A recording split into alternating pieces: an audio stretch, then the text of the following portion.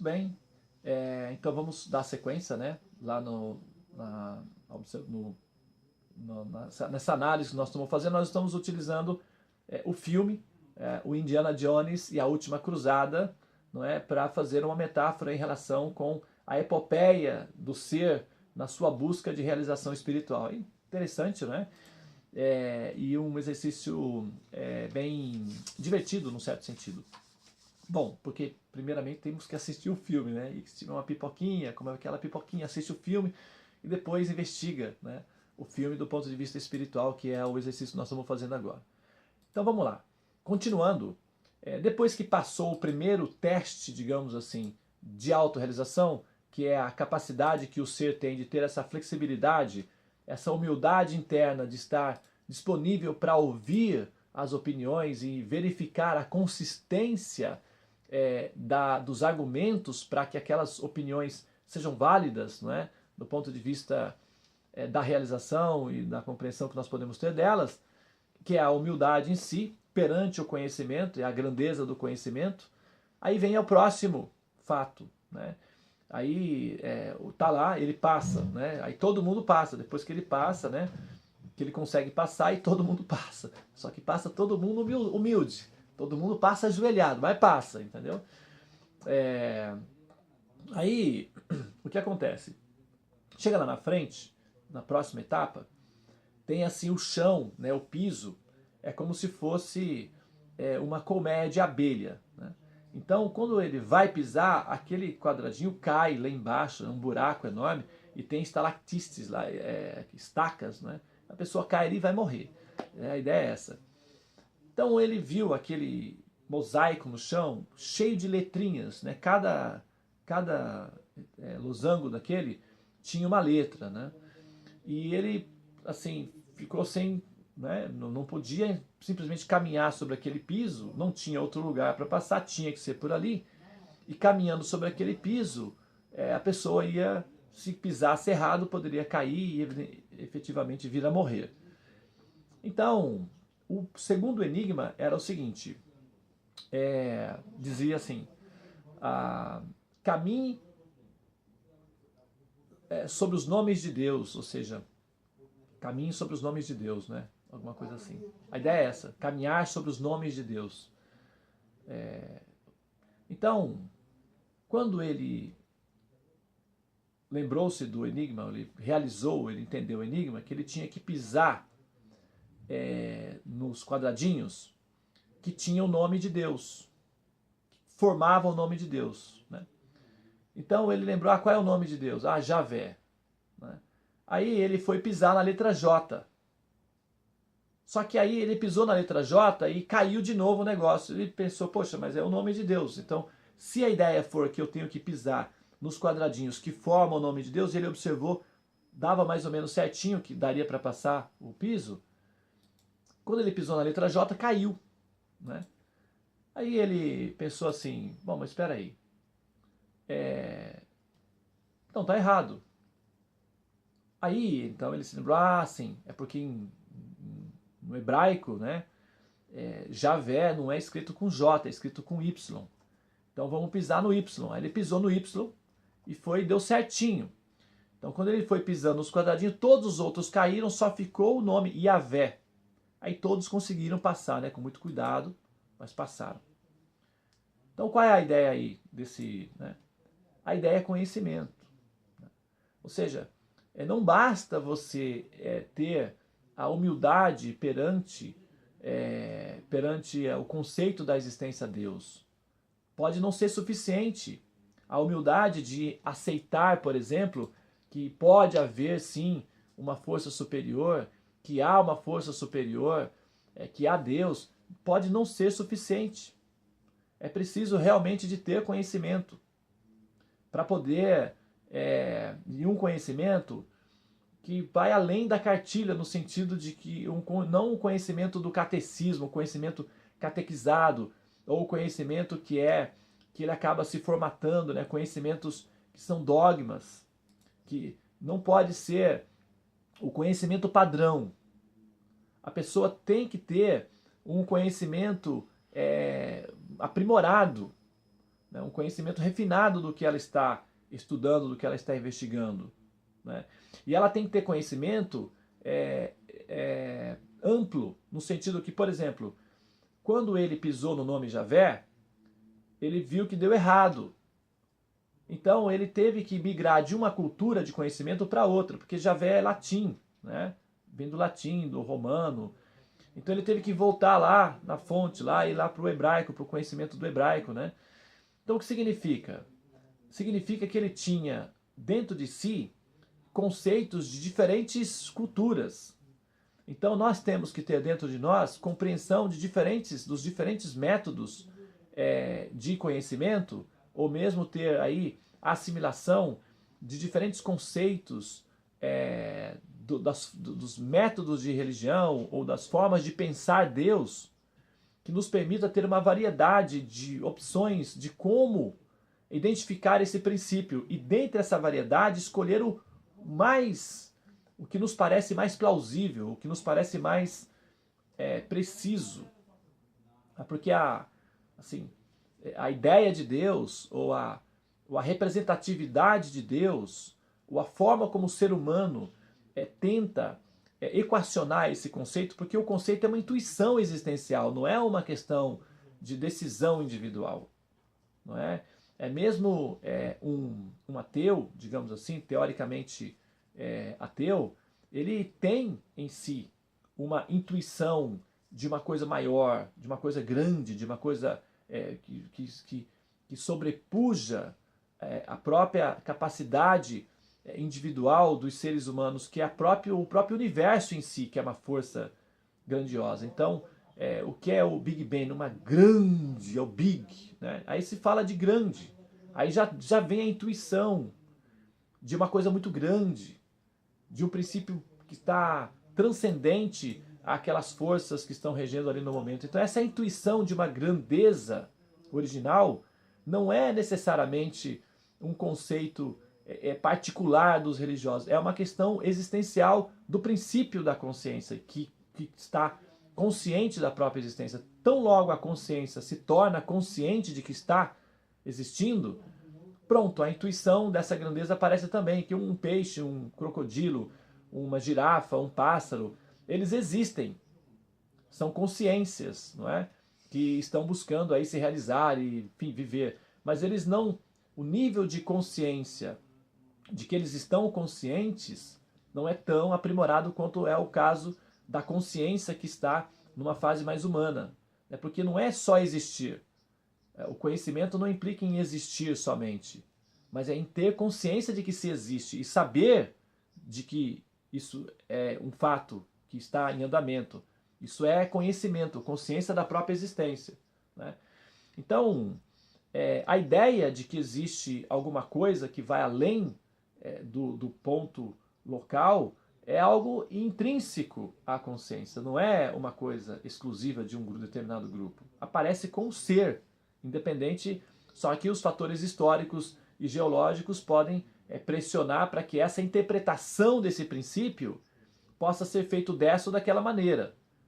Então vai haver uma diferença, digamos, na hora de fazer os downloads, né? Mas o aplicativo, o software que se está utilizando para fazer o download é o mesmo, tem a mesma configuração. Olha, você baixa esse aplicativo ou aquilo, ou seja, uma cultura pode fazer uma interpretação desse princípio de uma forma, outra cultura fazer uma interpretação desse princípio de outra forma, mas a base é a interpretação do princípio, que é a transcendência além da existência individual dos seres, que parece ser uma consequência de uma existência prévia e não uma existência auto-manifesta, né?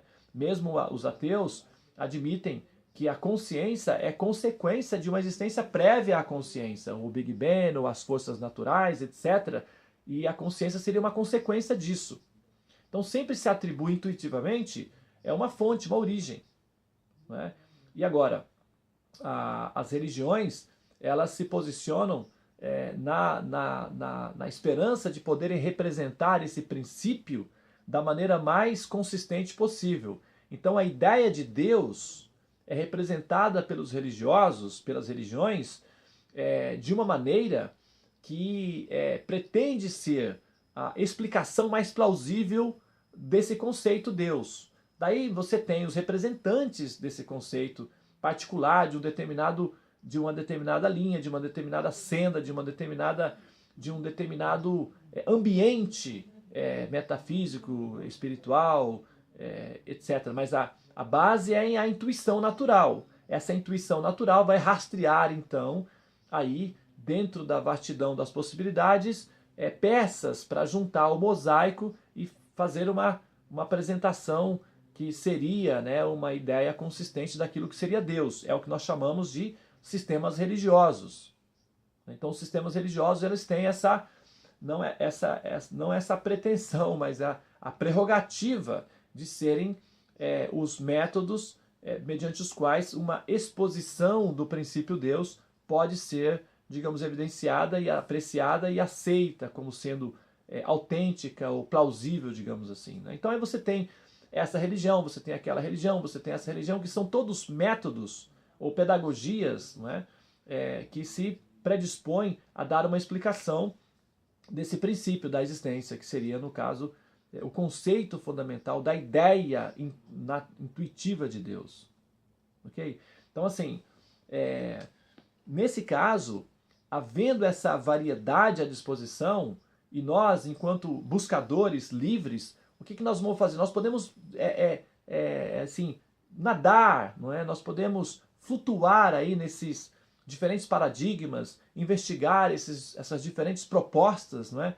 de explicação desse princípio e verificar entre elas qual seria o modelo que mais se atualiza por si só, ou seja, que mais parece ser consistente com a observação da investigação sistemática que nós fazemos com os métodos científicos que nós temos disponíveis no momento. Por exemplo, aplicando princípios de ciência, qual desses sistemas que se propõe a explicar Deus suportaria uma pressão de observação científica e quais não suportariam?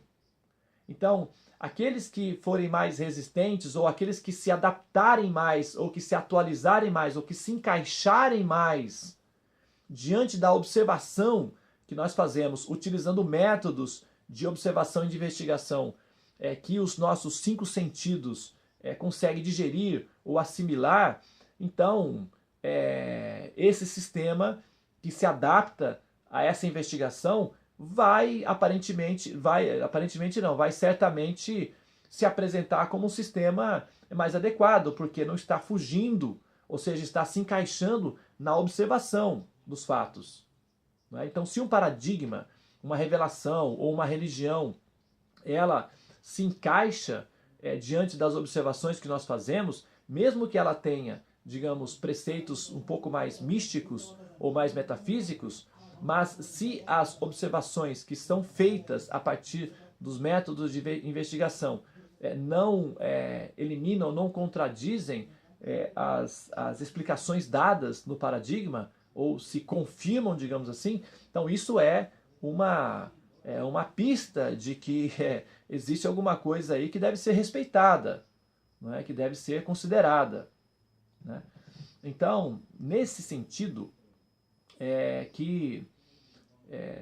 como pessoa que busca, por exemplo, como um buscador que já transitou em algumas áreas do conhecimento, da religião, etc., do meu ponto de vista, no meu entendimento, o conhecimento védico, né, dentro desse planeta, né, assim, colocando todos os sistemas, os paradigmas religiosos à disposição para uma investigação imparcial, não falando como um membro, né, um integrante do paradigma védico, mas como alguém que aceitou o paradigma védico como sendo plausível depois de investigá-lo, né?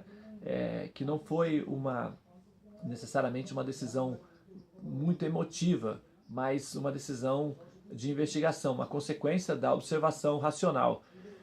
Dentre todos os métodos de explicação do princípio Deus, que são chamadas religiões, o conhecimento védico me parece ser o conhecimento mais inteligente, plausível, racional e belo, porque a verdade não pode excluir a beleza, né? A estética. Então a beleza, ela é um dos itens fundamentais da verdade, porque é o que faz a verdade ser agradável, né? Uma verdade crua, seca, assim, insossa, ela é uma verdade desagradável, portanto é uma verdade que nós gostaríamos que não fosse verdade, portanto não pode ser completa, porque está ausente do princípio do prazer, da beleza, da felicidade. Então uma verdade que não possua conteúdo estético, ela é uma verdade que ela não se encaixa plenamente no sentido mais amplo do termo, porque ela exclui, né, um item importante do processo de existir, que é a beleza, que torna a existência assimilável, tolerável e desfrutável, digamos assim, né? Bom, então nesse sentido, o conhecimento é de fato um item importante para todo ser que busca, que realmente tem essa pretensão de ser, né, aí um buscador, né, um investigador da verdade. E essa segunda etapa do filme, né, que é quando ele tem que decidir ali como fazer para resolver esse enigma, revela justamente esse fato, né? Porque se ele não tivesse um amplo conhecimento de língua, não é? O que aconteceria ali? Ele não conseguiria decifrar o enigma, porque ele não saberia que o nome de Deus, dentro do contexto do filme, seria Yahvé e não Javé. Então ele ficaria a ver navios e cairia, né? Então é isso. O que acontece quando a gente não tem assim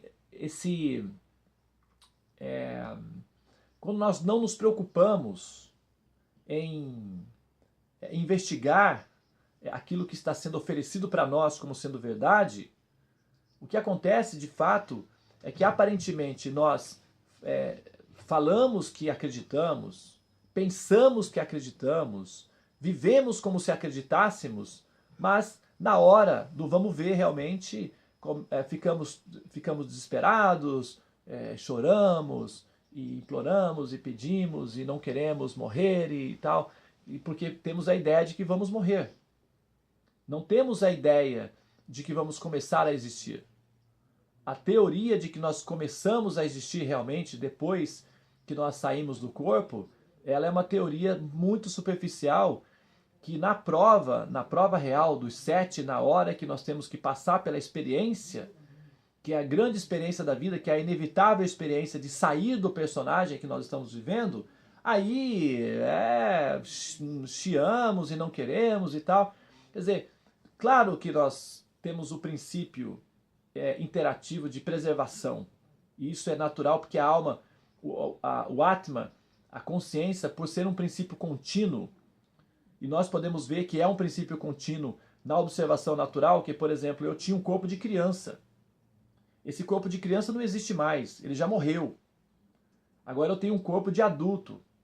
Esse corpo de adulto, dentro de 10 ou 20 anos, ele também vai morrer. Eu teria um corpo de velho, né? Então, quando falo eu tinha um corpo de criança, quer dizer, eu sei que eu continuo existindo mesmo que meu corpo morra. E isso é uma observação, não é preciso rezar para entender isso, basta observar, né? Então eu estou trocando de corpo constantemente, mas eu continuo existindo. Então existe aí uma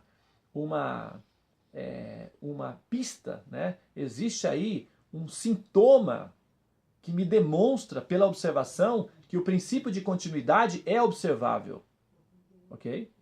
Agora, quando eu tenho que trocar de equipamento de forma absoluta, que aí é onde vem a dificuldade de assimilar essa possibilidade de que a continuidade da consciência é um fato que pode ser, digamos assim, aceito como uma possibilidade verdadeira, né? A probabilidade de que a consciência continue existindo, em termos, numa contagem de 0 a 10, qual seria a quantidade de pontos que nós daríamos para a possibilidade de que essa consciência continue existindo?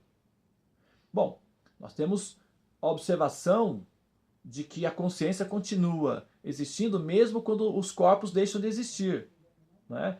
Então, assim, os corpos mudam e eu continuo existindo. Então, eu não posso negar essa informação na hora de fazer a conclusão. Então, na hora em que eu for conjecturar a possibilidade de a consciência continuar existindo, eu não posso simplesmente pegar esse pacote de informações que eu tenho a partir da observação que eu faço, usando o meu raciocínio lógico, os meus sentidos, os meus 5 sentidos, eu não posso simplesmente pegar esse pacote de informação e relativizar ao absoluto.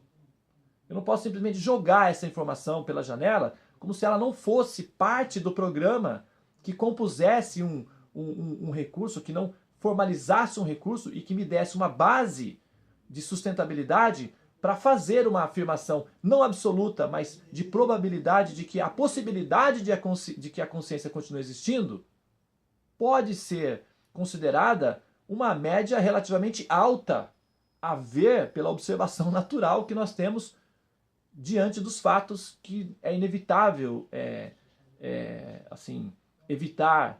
É inevitável, né? Não é inevitável evitar, mas é inevitável deixar de, enfim, admitir para uma inteligência, digamos,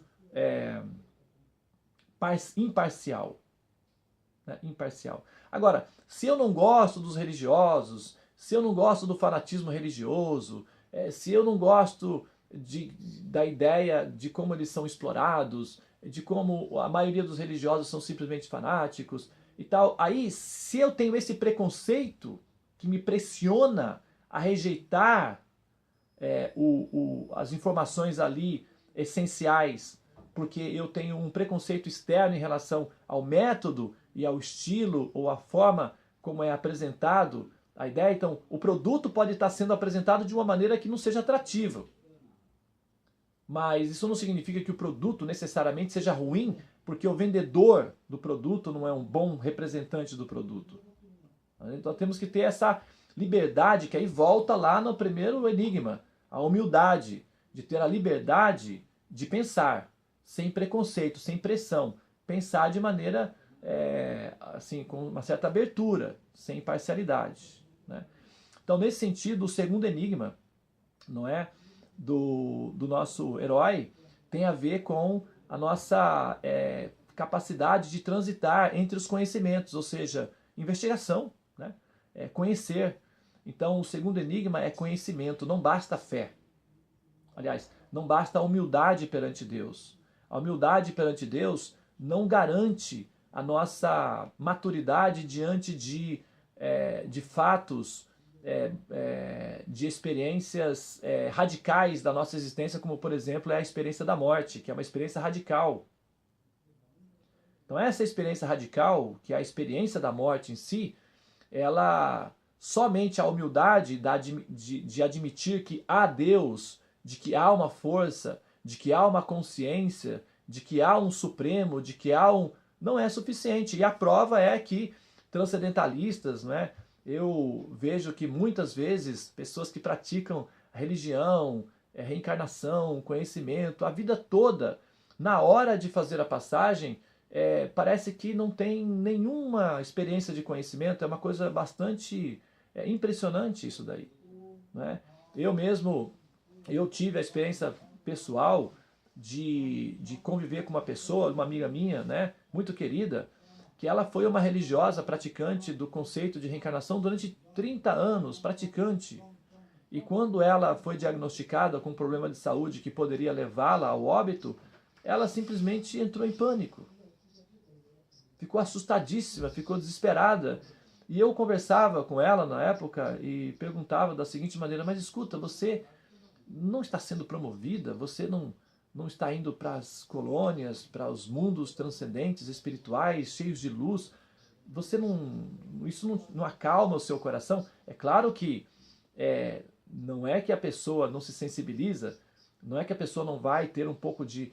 porque é uma experiência radical, causa um trauma, mas a compreensão de que você está sendo admitida num ambiente muitas vezes melhor do que a situação que você está aqui, deveria funcionar como um peso para acalmar o coração. Nossa, tudo bem, eu vou fazer o tratamento, eu vou me cuidar, porque eu amo viver. Eu sou a alma, e a alma ama viver, a consciência ama continuar existindo, então eu quero sim continuar existindo sob todas as condições. Entretanto, se for para receber essa promoção nesse momento, ótimo, que venha, que vai ser muito bem aceito no coração, com muita gratidão.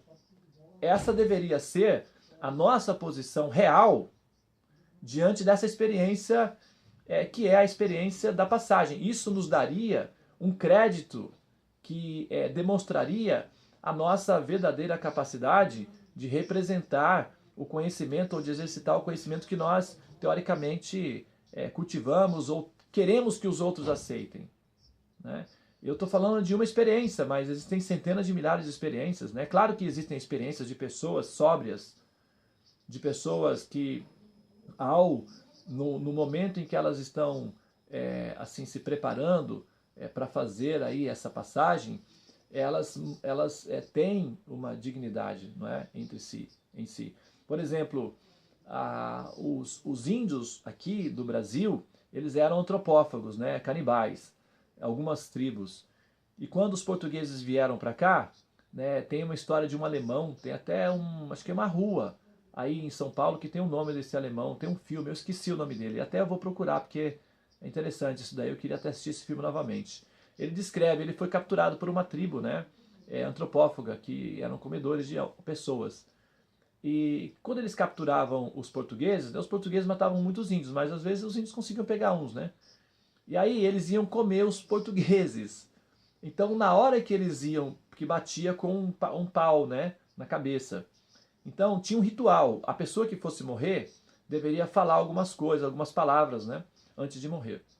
E normalmente os índios diziam: os meus filhos, a minha geração futura se vingará de mim, não é? E seria uma coisa assim. E aí a pessoa levava uma paulada na cabeça e eles esquartejavam o corpo e devoravam o corpo. Eles, né? Esse é o mecanismo. E aí eles comiam. Festejavam lá e comiam. E as tribos se comiam entre si. Então era uma coisa que era normal. Mas quando pegava os portugueses e eles iam passar pelo ritual, né, da morte em si, o que acontecia? Na hora em que o português ia levar a paulada na cabeça, o português começava a chorar. E os índios achavam aquilo super engraçado e riam. E não entendiam por que eles estavam chorando. Aí os índios pediram para o alemão que depois que, como os índios gostaram desse alemão, aí não quiseram comer. Vamos que nem gato, né, brincando com rato. Vamos nos divertir um pouquinho com ele, depois a gente come, né? E com isso, o que aconteceu?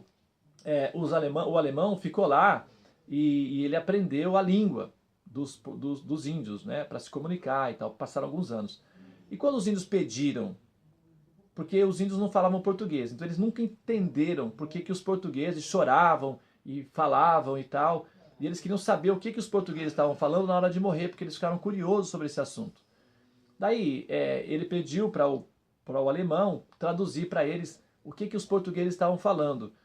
E aí o que eles diziam era o seguinte: não, por favor, pelo amor de Deus, não nos mate, nós não queremos morrer e tal, aquela coisa. E choravam, né? E isso era muito engraçado para os índios. Porque no conceito dos índios, aquele que estava morrendo estava indo para o céu. Então a pessoa, quando ia morrer, não sentia medo, mas ela ficava chateada, falava: tudo bem, mas os meus descendentes vão se vingar de mim também. Mas ele não ficava com medo, na verdade, porque ele tinha a ideia de que ele realmente estava indo para as estrelas, para Tupã, para Deus, que ele tinha cumprido a missão dele aqui na Terra, na natureza, e que ele estava voltando para as estrelas. Então ele ficava feliz com isso. Então na hora de morrer não era necessariamente uma coisa triste, eles celebravam esse momento. Já os portugueses, com toda a vastidão de conhecimento, de conceitos de moralidade, de civilização, na hora de morrer tinham medo, choravam e tal. Então isso parecia ser uma coisa bem contraditória, né? Claro, é uma contradição, né? Porque realmente, se nós, as pessoas que estamos na posição de sermos religiosos, né, nos momentos em que nós experimentamos a possibilidade de fazer essa passagem, as coisas que poderiam nos preocupar de fato seria: mas se eu tenho filhos pequenos, eles vão sofrer com a minha ausência. Isso aí sim esse medo é um medo que se justifica, porque é um receio, é compaixão por aqueles que vão sofrer na minha ausência, então se justifica. Mas imagina que você é uma pessoa que já é um pouco mais velha, que já cumpriu a sua missão, que já não tem dependentes de você, que é o processo natural da falência do corpo, que é a velhice. Então, não faz sentido, do ponto de vista de quem cultiva conhecimento transcendente, ter esse medo. Porque ele é contraditório. Na verdade, esse medo ele só demonstra que, no fundo, a pessoa era um religioso, uma transcendentalista psicológico, filosófico, aliás, era um teísta filosófico, mas um ateísta psicológico. Ou seja, filosoficamente admitindo a ideia de Deus, mas emocionalmente rejeitando essa ideia ao ponto de se apavorar, não é? Com a possibilidade da eliminação da própria existência, que é uma contradição. Né? Então, conhecimento, somente a aceitação, para finalizar o vídeo, né? Que é o segundo enigma, o segundo vídeo. Somente a aceitação da possibilidade da existência do princípio Deus, ou seja, a fé de que existe Deus, não é suficiente para eliminar de dentro de nós os métodos ou não diria o ateísmo, né? Mas a desconfiança fundamental de que tudo isso não é apenas ou é apenas uma fantasia criada pelos seres humanos para amenizar o impacto da dificuldade que é lidar com essa experiência radical da existência, que é a experiência da morte em si, aquilo que nós chamamos de morte, não é? Ou a dissolução do aplicativo que nós entendemos como corpo. Ok? Muito bem. Então, eu vou encerrar aqui esse vídeo e vou abrir o próximo vídeo, que aí nós vamos falar do terceiro enigma e vamos então finalizar o cinema transcendental aí do Indiana Jones e a Última Cruzada. Né? Muito obrigado pela sua atenção. Namastê e até a próxima gravação.